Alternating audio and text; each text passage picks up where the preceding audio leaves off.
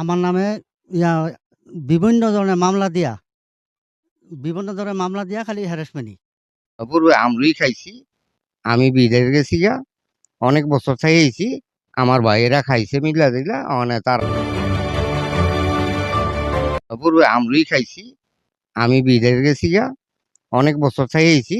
আমার ভাইয়েরা খাইছে মিলা দিলা মানে তারা দহল ছেড়ে দিয়া গেছে গা, তারা খালি বেড়া দিয়া লাগছে এখানে এই 2 গুণা বেচার পরে।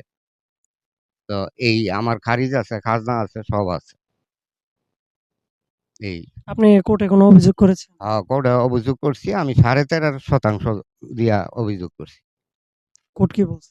কোর্ট আমার ইয়া নিষেধাজ্ঞা দিছে, থানাত পাঠাইছে, থানার থেকে কাগজ আইছে না, এই পরিস্থিতি খারাপ তাহলে নিষেধাজ্ঞা দেওয়ার পরে কি তাদেরকে বলেছেন কি নিষেধাজ্ঞাটা কি? কাল ওসিটাই ফোন দিছি, ওসি কইছে কার্যক্রম বন্ধ। যাদের বিরুদ্ধে আপনি মামলা করেছেন তাদেরকে